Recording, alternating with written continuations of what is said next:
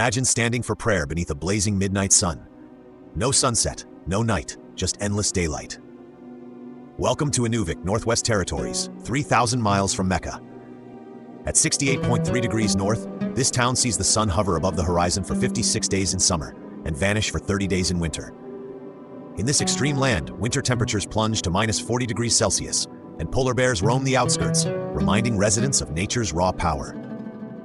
Against this backdrop, 70 years after its founding, a small Muslim community dared to build North America's northernmost mosque. How does one preserve ritual purity when water freezes solid outside? The story begins in the 1970s. Inuvik sprang up as a Cold War government hub. Oil exploration brought workers from across Canada and around the world. Muslims from Lebanon, Sudan, Egypt, and Pakistan arrived seeking opportunity. By the 1990s, 80 to 100 Muslims called Inuvik home. They worked as taxi drivers, shop owners, and oil field workers. But they had no mosque. Friday prayers were held in a cramped one-bedroom trailer nicknamed the Igloo Mosque.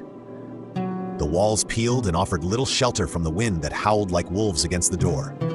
It lacked a proper wudu area, space for women, and room for more than 20 worshippers. During Ramadan, men took turns fasting shifts, and for Eid al-Fitr, the backyard transformed into a festival of prayer mattresses and shared dishes, bridging cultures under the Arctic sky. For Eid, they rented the community hall. This makeshift solution painfully underscored their need. How do you build a mosque on permafrost, where construction costs triple compared to the south?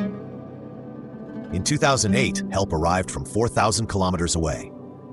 A Manitoba charity, the Zubaida Talab Foundation, discovered a prefabricated mosque in Winnipeg facing demolition. Rather than scrap it, they proposed moving it to the Arctic. Volunteers rallied, raising over $300,000 for transport and foundation work. The plan was audacious. Truck the 1,500-square-foot structure 2,000 kilometers to Hay River, then loaded onto a barge bound for Inuvik via the Mackenzie River. September 2010 set the stage for a race against time. If river ice formed early, the mosque would be stranded 8 months. The convoy moved across highways and waterways, stretching through rugged boreal forest and endless tundra. Volunteers camped along riverbanks, cooking meals over open fires, forging bonds beneath the aurora borealis. As the barge glided down the Mackenzie River, crew spotted islands of ice, drifting like ghosts in the steely water. The northern lights flickered above, a celestial companion on their voyage.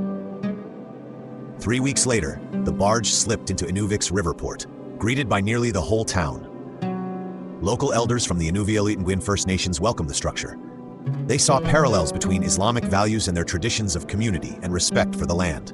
Their blessing marked the end of this bold journey's first chapter. Engineering triumph met theological challenge.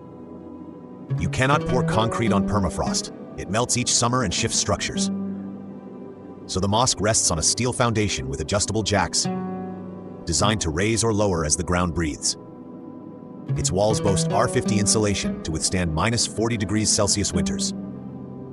Below the prayer hall, a basement insulated with 5 layers of foam offers space for community gatherings and winter potlucks. Heating costs can soar to $1,500 per month. Yet inside, a prayer hall welcomes 80 worshippers amid a modest kitchen and wudu area. A 20-foot minaret stands as a symbolic beacon against Arctic winds. At night in winter, the minaret's subtle light guides weary travelers through swirling snowdrifts. Facing Mecca from 68.3 degrees north posed another test. The Qibla points southeast, 9,200 kilometers away. At high latitudes, magnetic north hovers nearby. A custom compass calibrated annually ensures precision. Twice each day at Fajr and Maghrib, worshippers check their direction, trusting this Arctic compass to guide their devotion. Time itself challenged their faith. With the sun circling their horizon, prayer and fasting needed reinterpretation. Some elders describe the first Ramadan fast as a test of endurance, where days blurred into nights. Yet each call to prayer echoed hope amid Arctic isolation. In 2011, the community consulted scholars worldwide. They found guidance in fixed flexibility and the Quran's promise. Allah intends for you ease and does not intend for you hardship. They adopted Edmonton's sunrise and sunset times, creating a 19 to 20-hour fast during Ramadan. Apps like Muslim Pro with high-latitude settings now ring the prayer alarms, anchoring spiritual routine in endless daylight and deep darkness. The mosque opened officially on November 10, 2010. Over 100 visitors came from Yellowknife, Whitehorse, and beyond. For the first time, Muslims in Inuvik stood under a real mosque ceiling, united in prayer. Since then, the Midnight Sun Mosque has become more than a house of worship. It is the town's intercultural hub. The Muslim community runs the local food bank and hosts free iftar dinners every Ramadan. In 2013, when a fire displaced 8 families, the mosque opened its doors as an emergency shelter. As former Imam Amir Suleiman declared, first, the mosque is for everyone. Partnerships blossomed with indigenous neighbors. Gwich'in elders joined Ramadan iftars, and mosque members learned traditional land stewardship in return. Each June, they celebrate National Indigenous Peoples Day together beneath the still daylight. Monthly interfaith breakfasts now bring together Christians, Inuit hunters, and Muslims over steaming cups of coffee. Stories passed across generations.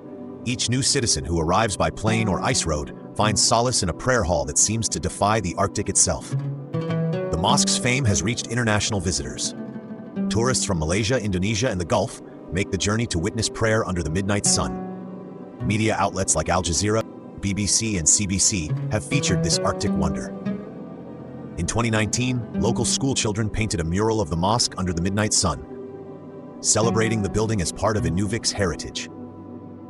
For young Muslims across Canada, it stands as proof that faith belongs in every corner of the nation. Yet challenges endure.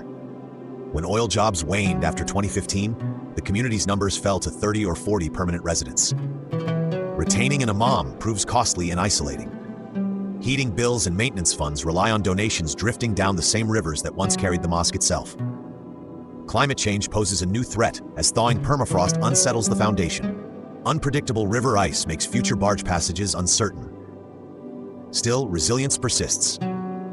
Volunteers travel thousands of kilometers for weekend retreats and workshops on fiqh, sustaining the spiritual life of this Arctic outpost.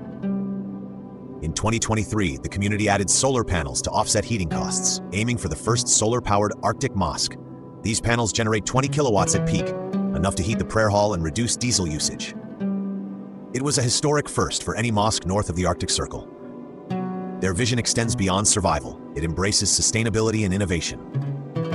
This mosque teaches us that innovation arises when necessity meets devotion. From a crude trailer to a river-bound journey and a permanent beacon on permafrost, the Midnight Sun Mosque is a testament to human creativity and faith. Here at Earth's edge, where the sun refuses to set, a call to prayer echoes across ice and sky, reminding us that belief can thrive anywhere. No place is too remote for faith to anchor community and hope. This Arctic adventure reshaped lives and reshaped faith. Truly. Like, share, and subscribe to our channel for more informative videos.